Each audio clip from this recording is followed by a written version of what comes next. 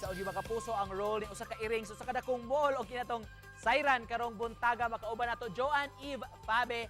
Good morning, maupay na aga Ma'am Joanne. Welcome sa GMA Regional TV Live. Pakigreet Ma'am sa atong mga kapuso nga nagtan-aw ron. Maayong buntag mga kapuso and mga kapusa. By the way, my name is Joan Eve Fabe, and I'm a wealth management and certified investment advisor of ProLife UK. So I've been in this advocacy for the last 12 years, so it's more than a decade. And this is really dear to me and my husband. Sa way paglangay Ma'am, hisgutan nato kining nag-viral nga video sa iring usa ka security pet. Sa istorya ni ini Ma'am Joanne. So that video was actually posted by Mr. Tanyol de la Peña, sir. And ang hitabo ato kay gitag ko with one of our feeders ba. So when I checked the video, I was so surprised because I saw Kuya. So the cat's name is Kuya. He also has siblings na si ate and mama and also Avenger. So naka-mention ko kaganina, sir, nga advocacy ni namo sa akong husband when the pandemic hit last 2020. So maglisod nami og feed sa mga cats daily kay dili na gyud ato kagawas daily. So what we did was we asked somebody from the management, and also we asked the guards if they can feed the cats and the dog in the mall kay luoy jud kayo sila, sir, walay food. So from then onwards, it was the security guards and also the janitress who are feeding the cats in the mall. Daghan ang nabilib og nalingaw ni ini apan unsa man gyud ang katuyuan ni ini Ma'am? To make it clear, sir, ha, dili gyud bitaw na siya security guard in the mall. These are once again community cats.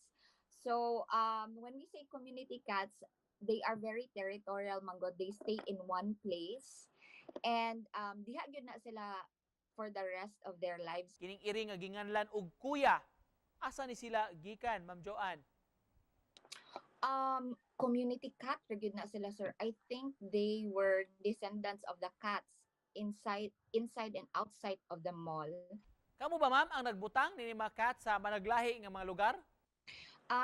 Actually, sir, most of the providence for their food and vet bills kay sa amo adto na sa akong husband. Murag binuang pasiaw pa sa kadaghanan Ma'am Joanne para nimo mamahimo di ay nga himong daw sama sa K9 ang mga iring alang sab sa atong seguridad.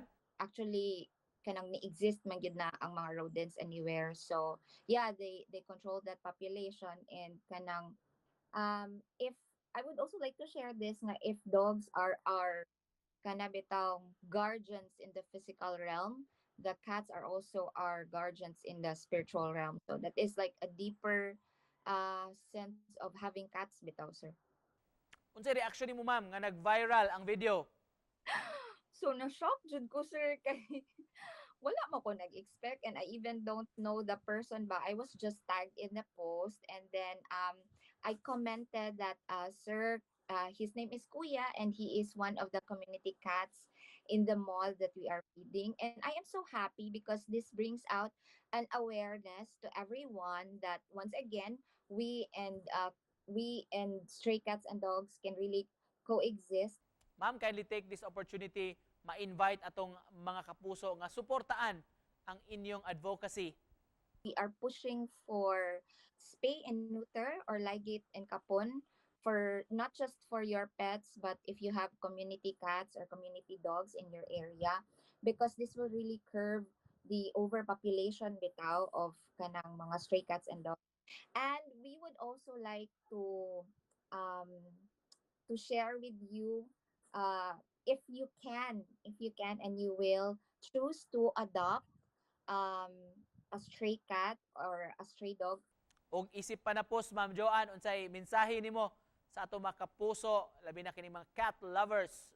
I would also like to take this opportunity today, sir, to thank all the security guards for taking care of the cats and the dogs in the mall, and to the person, Mr. De La Peña, who posted this viral na video, sir.